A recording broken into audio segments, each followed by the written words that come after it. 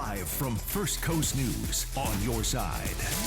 This is Good Morning Jacksonville.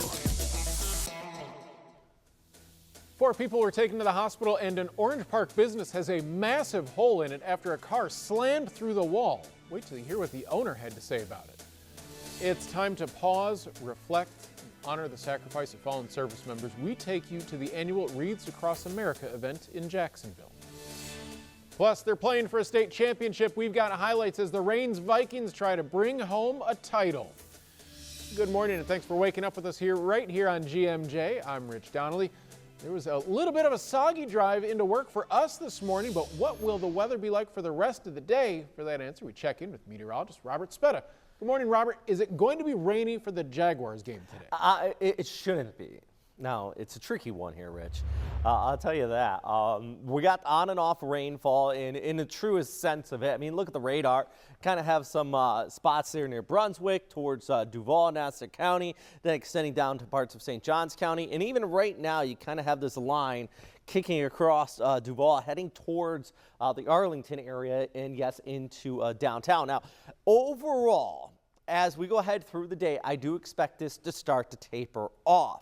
But with that onshore breeze, do also want to stress, we got a coastal flood advisory in place at high tide.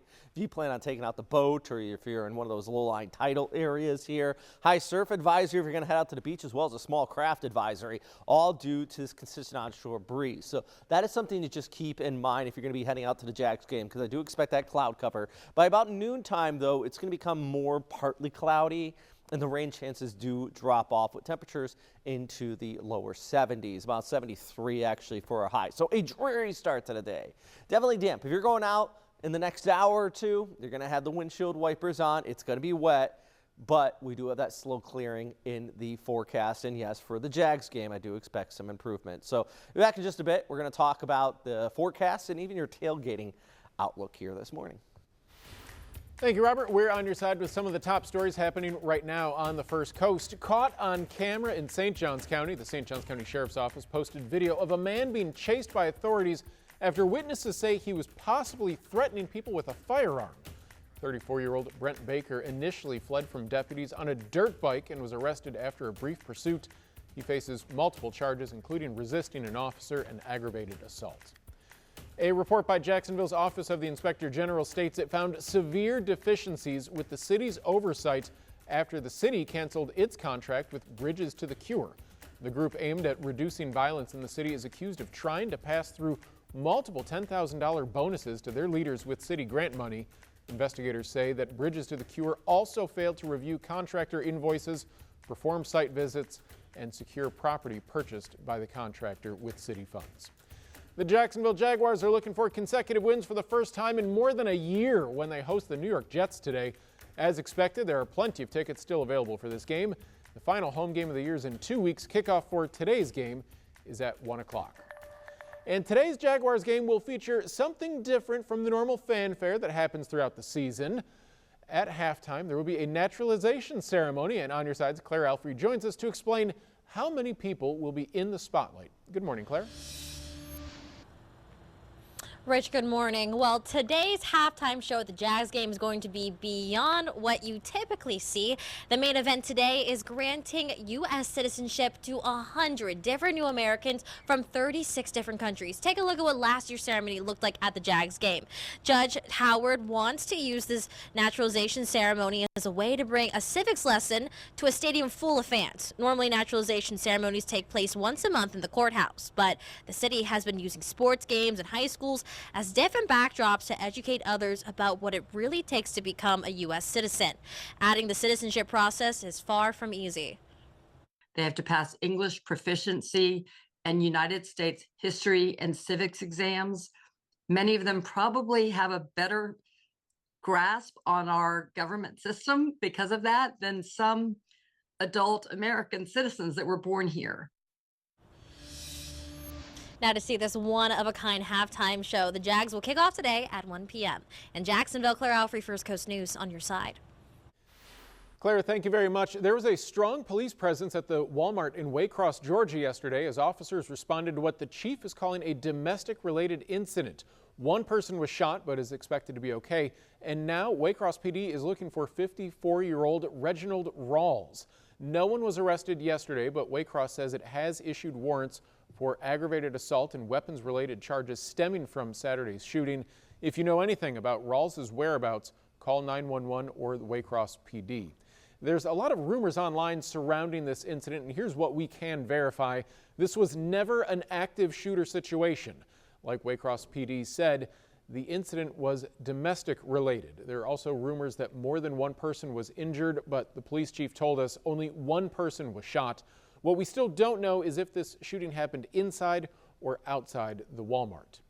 JSO investigated what they are calling an accidental shooting during a traffic stop.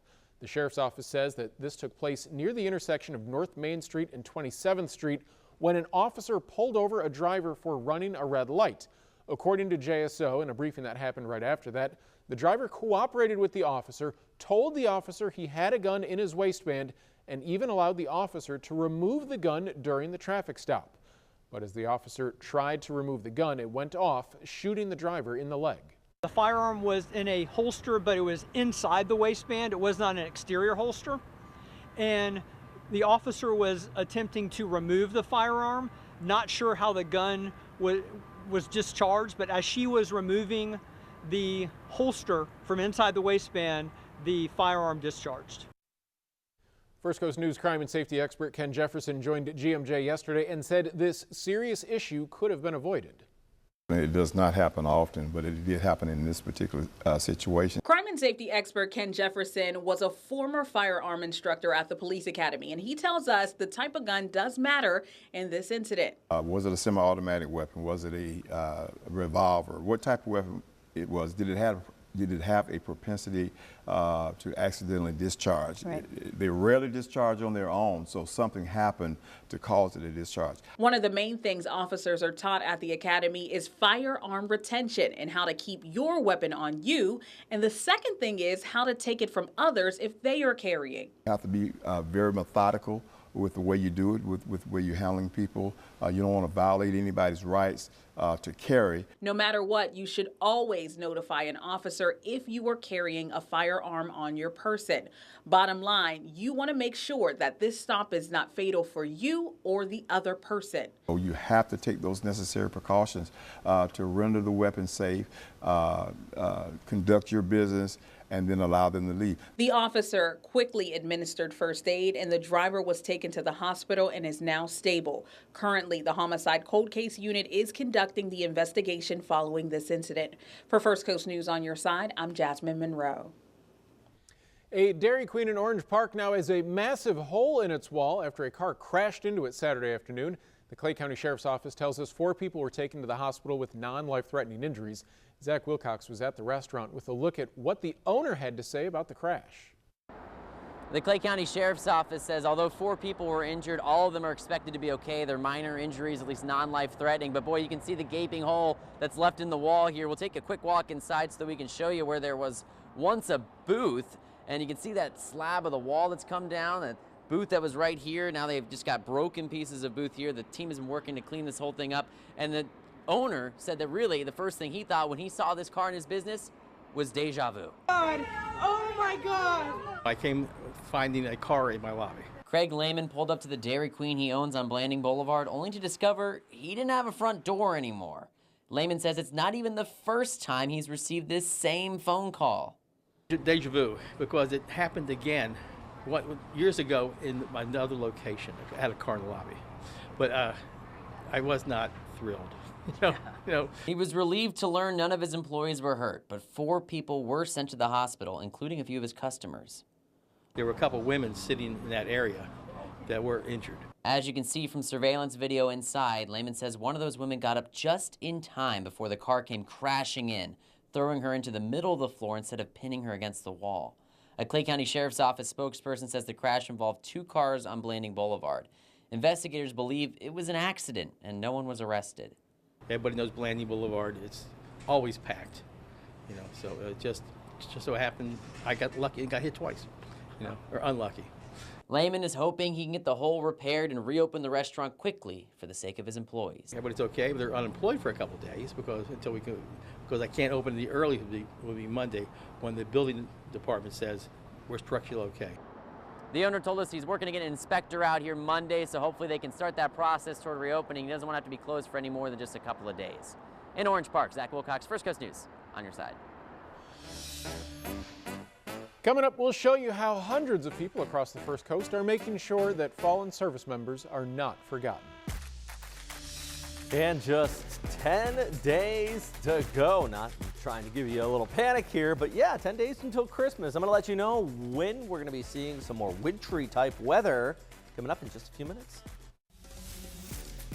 You're watching Good Morning Jacksonville. First Coast News on your side with Rich Donnelly and meteorologist Robert Speta.